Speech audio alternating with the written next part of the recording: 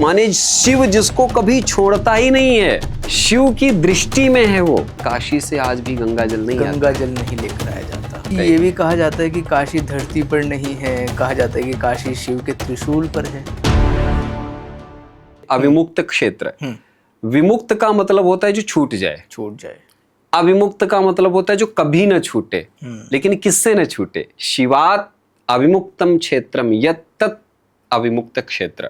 माने शिव जिसको कभी छोड़ता ही नहीं है, शिव की दृष्टि में है वो। शिव ने जिसको पकड़ रखा है, उस शहर का नाम है काशी। इसीलिए उसको अविमुक्त क्षेत्र कहते हैं।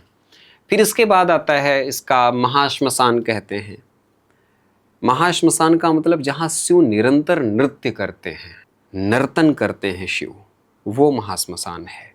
इसीलिए नियम है, कभी आप जाएंगे, कभी किसी श्मशान पे जाइए तो एक प्रावधान होता है कि वहां से कोई चीज लाई नहीं जाती है। इसीलिए काशी से आज भी गंगा जल नहीं लेकर आया जाता। क्यों? क्योंकि वो काशी कोई तीर्थ तो है, पवित्र तीर्थ है, महान तीर्थ है। अयोध्या, मथुरा, माया, काशी, कांची, अवंतिका, पुरी, द्वारावती, चैव सप्तैता, यहाँ भी मेरा ये भी एक मतलब जहन में था कि मैं आपसे पूछूं, मन में था कि काशी से गंगा जल, मैंने जितना भी पढ़ा उसमें यही पढ़ा कि दो रीज़न बताए जाते हैं, उसके दो कारण बताए जाते हैं। एक तो ये बताया जाता है कि काशी में क्योंकि 24 घंटे चिताएं जलती रहती हैं, उनकी जो अस्थियां होती हैं उनको प्रवाहित किया जाता है, सिलाया जाता है, तो उसकी वजह से नहीं लेकर आया जाता। या फिर ये कह लीजिए कि वो जल गंदा हो जाता है एक तरीके से, अगर हम थोड़ा साइंस की तरफ जाएं, है ना, कि विज्ञान ये कहता है कि वो जल गंदा हो जाता है, उसमें दुर्गंध पैदा हो जाती है क्योंकि वो उसमें अस्थियां प्रवाहित करते हैं, तो जी। उस वजह से इसका रीज़न मुख्य यही है। आपने शुरुआत जब किया कार्यक्रम की तो उसमें बताया कि काशी लोग जाते हैं मोक्ष प्राप्ति के लिए। अच्छा, जल जब हम लाएंगे तो जल में सूक्ष्म जीव भी होते हैं। वो सूक्ष्म जीव काशी क्यों छोड़ना चाहेंगे? आप जब मोक्ष के लिए वहां जा सकते हो तो सूक्ष्म जीव भी तो किसी रूप में वहां मोक्ष प्राप्ति के लिए हैं। मिट्टी क्यों लाई जाएगी काशी से? क्योंकि काशी की मिट्टी में भी सूक्ष्म जीव बसे हैं ना। इसीलिए वहां से जो चीजें हम इसलिए नहीं लाते हैं क्योंकि वो जो जीव है, न जाने कौन हो, यति, मुनि, अमलात्मा, विमलात्मा, किस रूप में वहां तपश्चर्या कर रहा हो, और हम उसको लेके आ रहे हैं। काशी के बहुत बड़े संत हुए कीनाराम बाबा, वो वेश बदलने में, हमारे यहाँ संतों ने खूब रूप बदले हैं, पता नहीं कौन सा संत किस रूप में वहाँ हो। हम जल लेके चले आ रहे हैं तो पता चलेगा कि हम पुण्य की जगह पर पाप करके आ जाएंगे। तो काशी से कोई भी चीज़ इसीलिए नहीं लाई जाती है क्योंकि वो मोक्ष नगरी है, वहाँ हर कोई छूटने जाता है।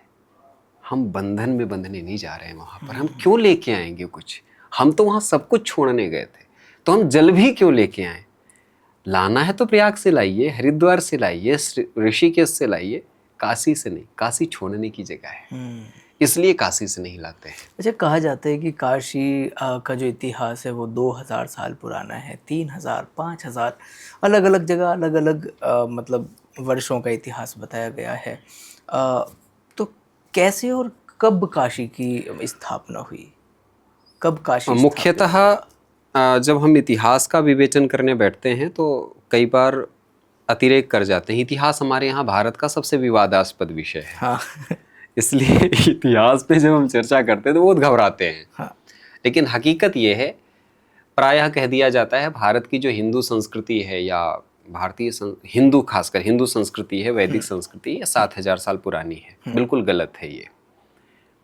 हमारा वेद अनादिकाल का है, हमारी वैदिक कालीन व्यवस्था अनादिकाल की व्यवस्था है।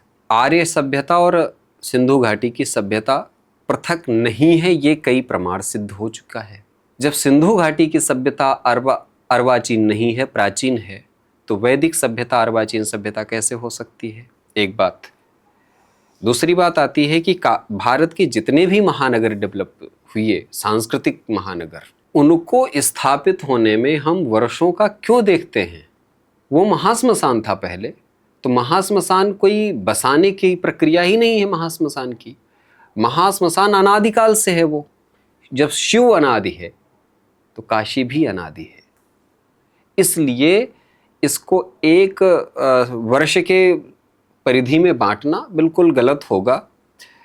दूसरा ये आ जाता है, कई बार हमारे यहाँ ग्रंथों को काल में बांटने की कोशिश की जाती है। वेद को काल में बांट दिया गया कि वेद का काल ये है, वैदिक काल वो काल था। मैं सवाल पूछता हूं कि आज वैदिक काल नहीं है?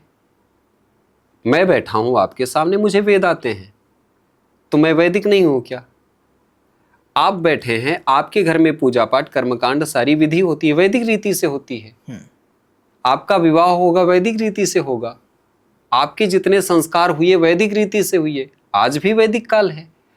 तो हमारे इतिहासकारों ने काल विभाजन में एक बहुत बड़ा अतिरेक किया। उन्होंने इतना सीमित कर दिया वैदिक काल यहां से यहां तक बस। तो इसलिए काशी अनादिकाल से स्थापित है, ये समझना पड़ेगा। और उसकी व्यवस्था अनादिकाल से है। तो जब सृष्टि नहीं थी तो कुछ भी नहीं था, जब सृष्टि हुई तो सब कुछ हुआ, जब सब कुछ हुआ तो हमारी सप्तपुरियां भी हुई, हमारे तीर्थ भी हुए। इसलिए इनको एक काल में बांटना बिल्कुल नामुमकिन है और बांटा भी नहीं जा सकता। तो काशी अनादिकाल से है। तो काशी ये भी कहा जाता है कि काशी धरती पर नहीं है, काशी इस पृथ्वी पर नहीं है। कहा जाता है कि काशी शिव के त्रिशूल पर है। और अगर कुछ भी मतलब ऐसी प्रलय आता है या फिर कुछ भी संसार में, इस ब्रह्मांड में, या फिर कुछ भी अगर इस प्रकार की अनहोनी होती है तो काशी पर कोई भी कुछ ऐसा उसका प्रभाव नहीं पड़ेगा। जी जी, त्रिशूल पे है भगवान शिव के काशी, ऐसा कहा जाता है। इसके थोड़ा सा हमारे यहाँ साहित्य में 3 प्रकार की शब्द शक्तियाँ होती हैं। एक होती है अभिधा, दूसरी होती है लक्षणा, तीसरी होती है व्यंजना। मैं बिल्कुल आपको वो चीज़ें नहीं बताऊंगा जो आज का युवा कहे कि ये तो बिल्कुल अवैज्ञानिक बातें हैं। कोई शहर किसी त्रिशूल पे कैसे बस सकता है? त्रिशूल का मतलब क्या है? 3 प्रकार के शूल होते हैं।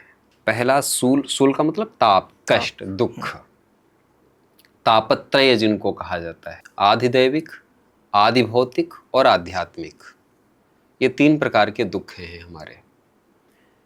इन पूरे तीनों के तीनों दुखों को शमित करके जिस नगर को स्थापित किया गया है वो काशी है। इसीलिए कहते हैं त्रिशूले राजिता काशी। ये है त्रिशूल। और इसका प्रतीक वहां पर 3 है, विश्वेश्वर, केदारेश्वर, ओंकारेश्वर। त्रिशूल के 3 शूलों के ये प्रतीक स्थापित है वहां पे। ओंकारेश्वर, केदारेश्वर और विश्वेश्वर।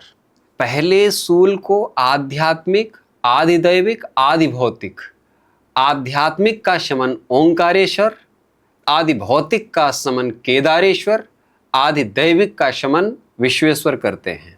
तो इसलिए इस चीज को समझना चाहिए, त्रिशूल कोई यंत्र मात्र नहीं है वहां पे, अस्त्र मात्र, शस्त्र मात्र नहीं है यहाँ पे। त्रिशूल एक बहुत व्यापक स्वरूप है यहाँ पे। व्यापक स्वरूप का मतलब जो दर्शन में हम पढ़ते आ रहे हैं तापत्रय, उन तापत्रयों को शमित करके जिस नगर को स्थापित किया गया है, जहां पर ये तीनों ताप आपको व्यवधान न प्रदान करे, वो नगर काशी। जैसे राम राज्य की कल्पना हम पढ़ते हैं, दैहिक दैविक भौतिक तापा राम राज्य काहू नहीं व्यापा। तो जो शिव नगर बसाएगा वो कैसा होगा? तो इन तीनों तापों को दबा के बसाया गया शहर है।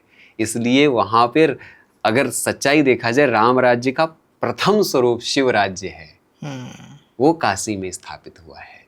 कोई दुख नहीं किसी को। आज भी काशी की जो फक्कड़पन है वो इसी का प्रतीक है।